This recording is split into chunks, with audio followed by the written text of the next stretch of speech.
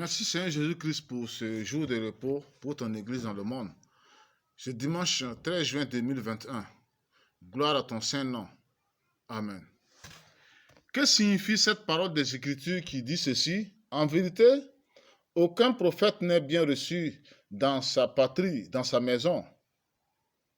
Quand on sait que nous vivons un temps où le Dieu de la Bible a promis d'envoyer des prophètes en grand nombre dans le monde pour parler au cœur de l'Église de Jésus-Christ, on se pose alors la question, est-ce que cette parole qui parle du prophète de Dieu qui n'est jamais bien reçu dans son propre pays et surtout dans la famille qu'il a vue naître, est-elle une vérité ou une mauvaise compréhension des Écritures? Et pour bien comprendre cela, nous allons voir la vie de certains prophètes de l'Ancien Testament. Sinon, si on veut simplement regarder tous ces gens autour de nous qui se nomment prophètes ou qui se font appeler par des gens de leur pays prophètes et qui drainent des centaines et des milliers de gens dans leur pays, on pourrait facilement conclure ou interpréter qu'un prophète de Jésus-Christ peut bien être accueilli dans sa famille et par les autorités politiques et religieuses de son pays. Pour le cas, par exemple, du prophète Élie, qui annonçait la sécheresse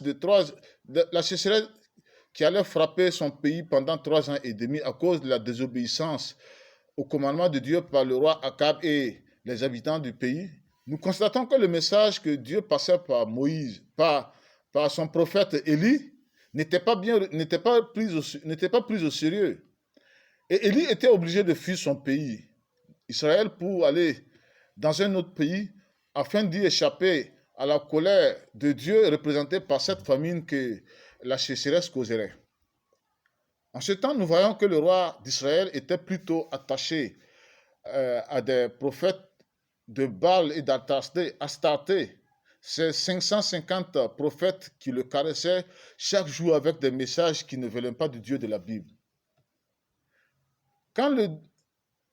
Nous voyons aussi que quand le prophète Michée était apparu en ce temps où Israël était dans le trouble et divisé, au temps où où le roi Akab régnait sur les 10 tribus d'Israël et Josaphat sur les 2 tribus d'Israël représentées par Juda, nous voyons qu'avant d'aller en guerre contre les Syriens qui étaient leurs ennemis communs, ces 2 rois devaient consulter le prophète de l'Éternel avant d'aller.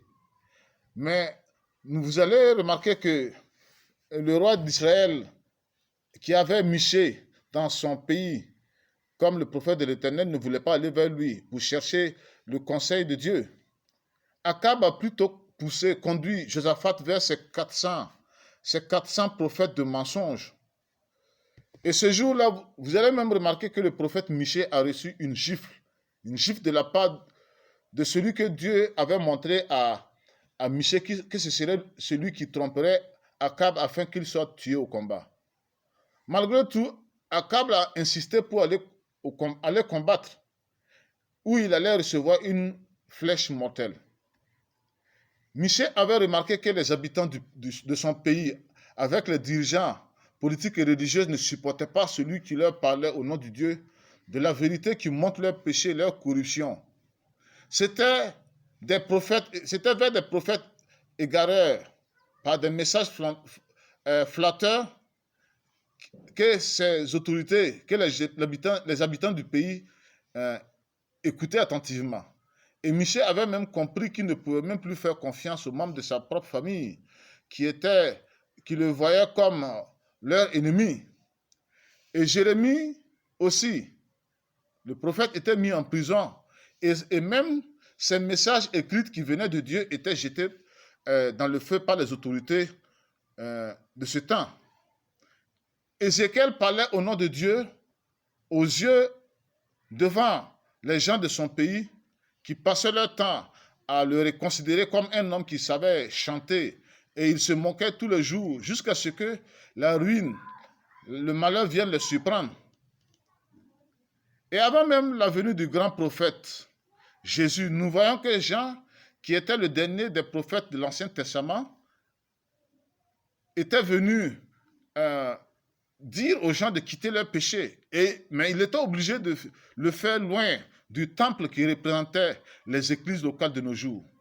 Jean se retrouvait dans le désert pour prêcher. Pour ce qui est de Jésus, le vrai prophète, à l'image des disciples de Jésus-Christ aujourd'hui, qui sont eux aussi des prophètes fidèles de Dieu, on constate que les autres enfants de Marie et de Joseph ne voulaient pas croire en lui. Et surtout les Juifs qui sont du même pays, de la même nationalité d'Israël, comme lui, ne voulaient même pas l'écouter. Et on constate que ce fut même les dirigeants du temple qui avaient tout fait pour le mettre à mort sur la croix.